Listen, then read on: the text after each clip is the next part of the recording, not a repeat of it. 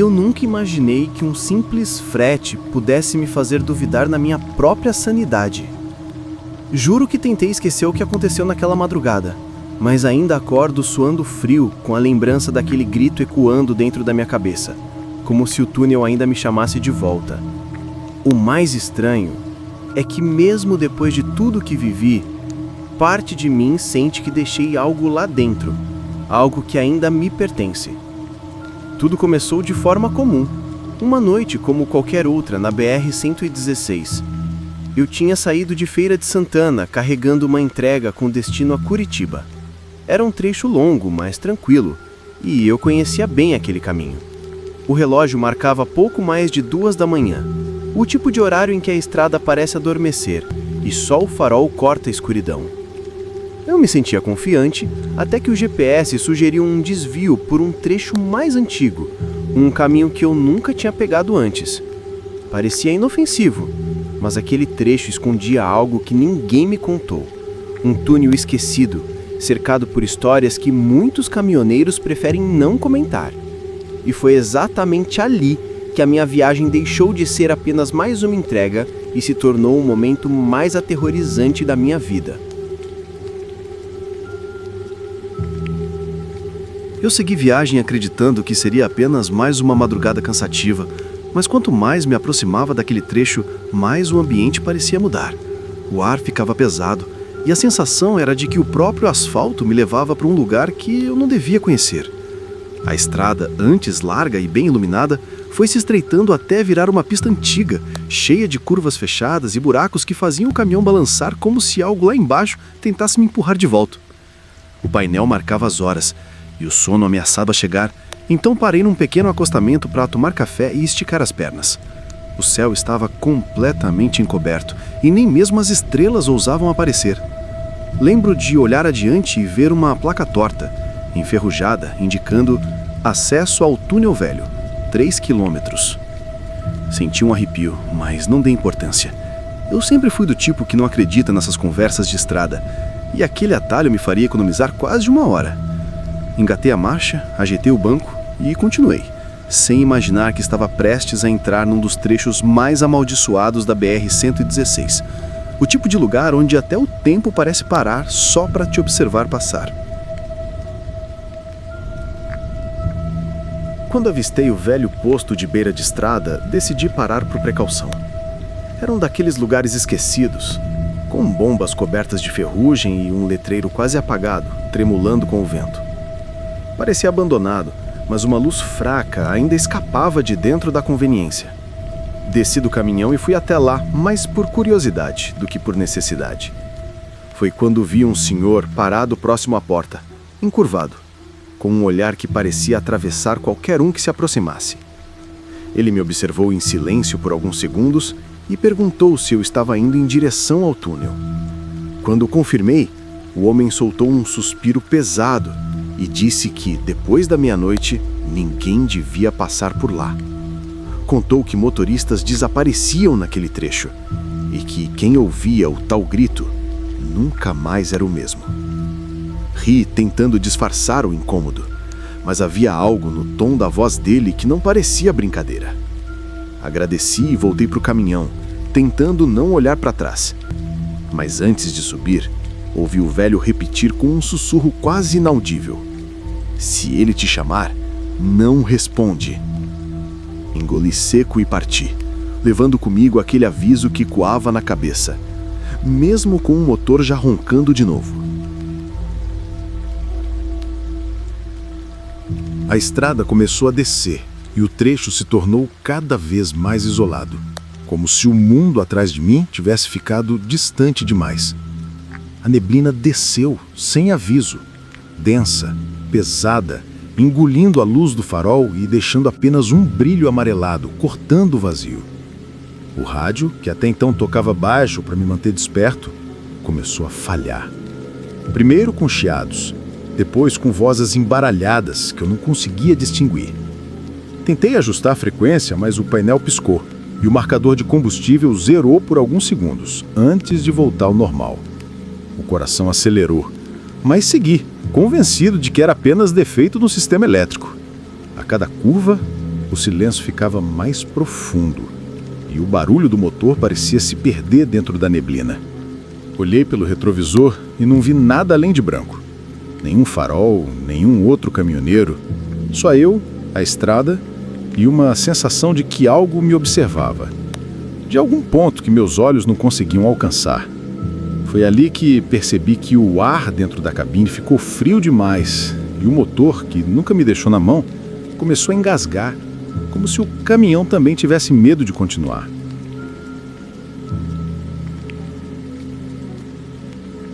Foi então que, em meio à neblina espessa, surgiu o túnel. Parecia brotar da montanha como uma ferida aberta.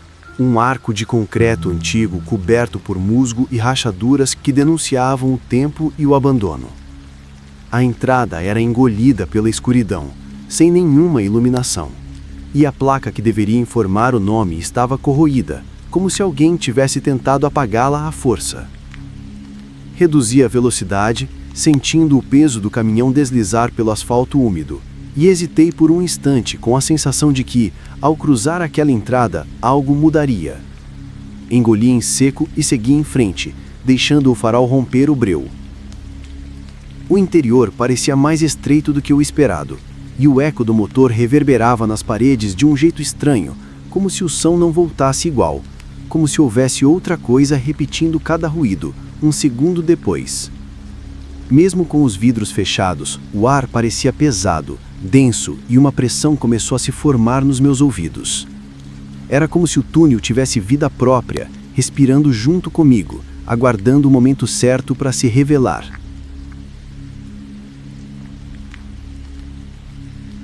Conforme eu avançava, percebi que o túnel parecia não ter fim e o farol do caminhão já não iluminava o suficiente para me dar segurança. Foi nesse instante que ouvi algo diferente.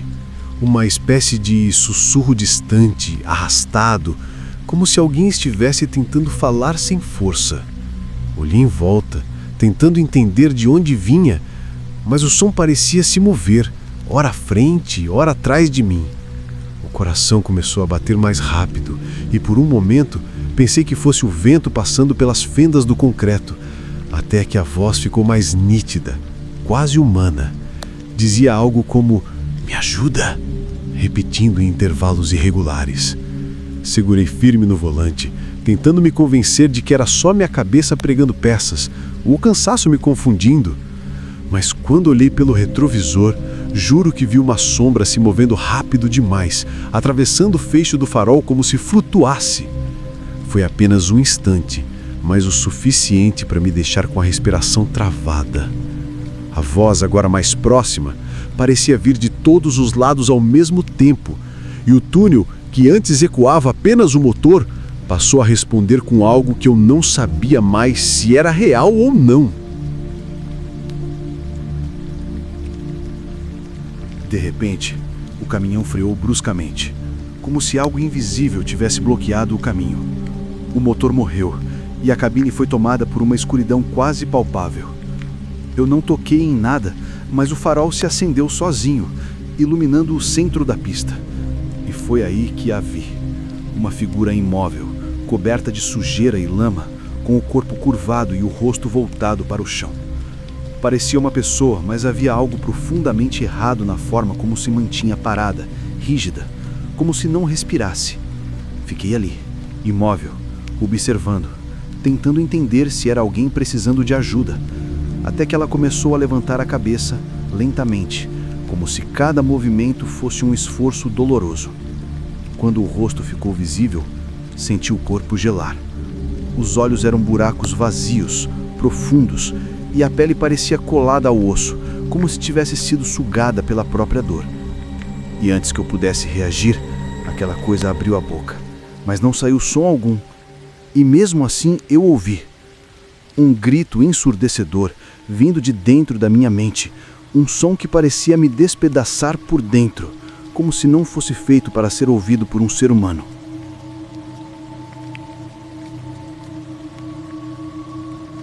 O desespero tomou conta de mim, e tudo o que consegui fazer foi tentar dar partida no caminhão, girando a chave com força, sem sucesso.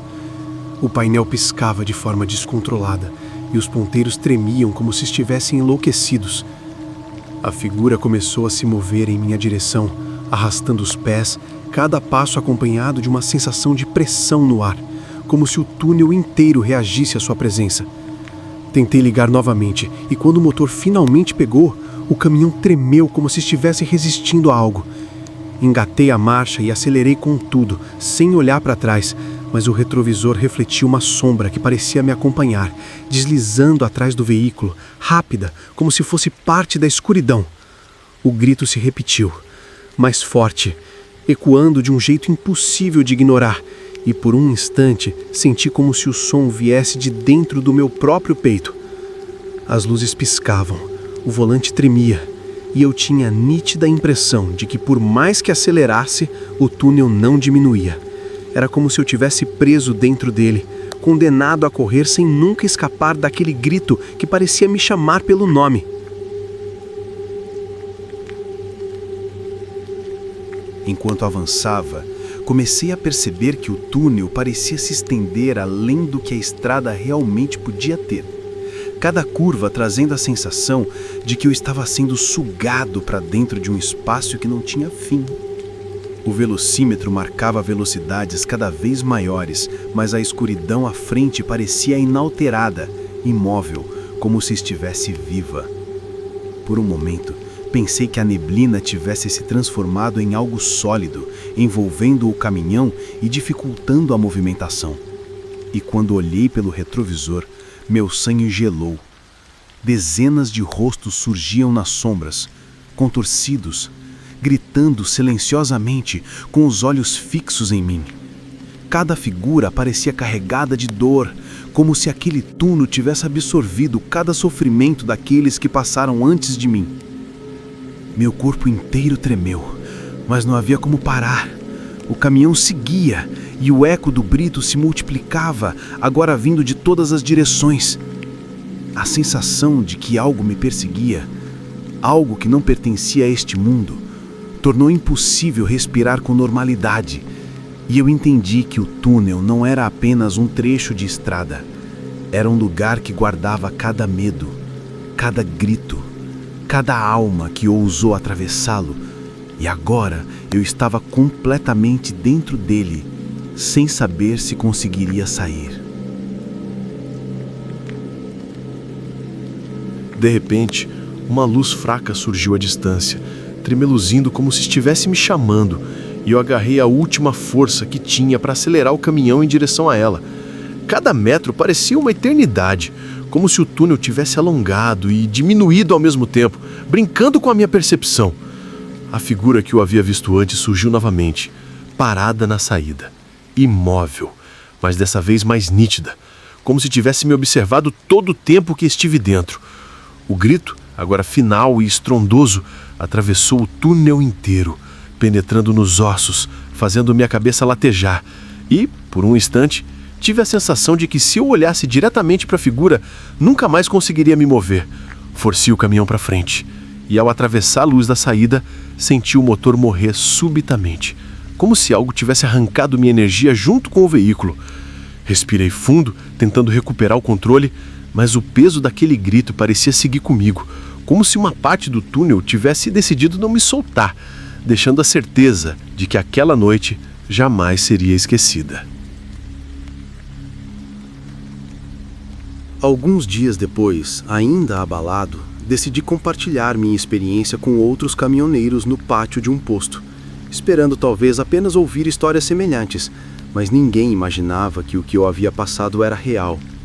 Foi então que um homem mais velho, com o rosto marcado pelo tempo e mãos calejadas pelo volante, se aproximou e interrompeu minha fala, olhando fixamente nos meus olhos.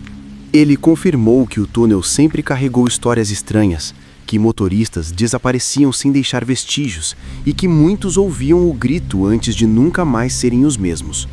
Disse que aquela figura, o homem do túnel, era conhecida entre eles e que seu grito ficava preso dentro da escuridão como um aviso aos que ousassem passar.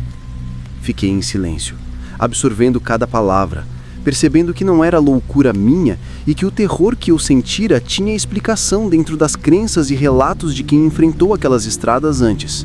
O peso do aviso, no entanto, não me deixou dormir por noites inteiras, e a sensação de que algo me seguia, mesmo fora do túnel, continuava viva dentro de mim. Até hoje, mesmo dirigindo por outros trechos da BR-116, não consigo evitar o arrepio quando me aproximo daquela região. Às vezes o rádio falha de forma estranha, o painel pisca sozinho, e por um instante sinto o mesmo peso no peito que senti dentro do túnel, como se o grito ainda tivesse comigo, sussurrando meu nome. Tento racionalizar, me convencer de que foi apenas uma sequência de acontecimentos improváveis, mas há momentos em que sinto uma presença invisível no banco ao lado, como se estivesse me observando, esperando eu desviar do caminho certo. E toda vez que passo pelo local, não consigo deixar de olhar para a entrada do túnel, com a certeza de que algo continua lá, preso entre o concreto e a escuridão, esperando o próximo caminhoneiro para repetir o ciclo do Brito perdido. A lembrança daquela noite permanece viva, e uma parte de mim sabe que, embora eu tenha saído, o túnel nunca me deixou completamente ir.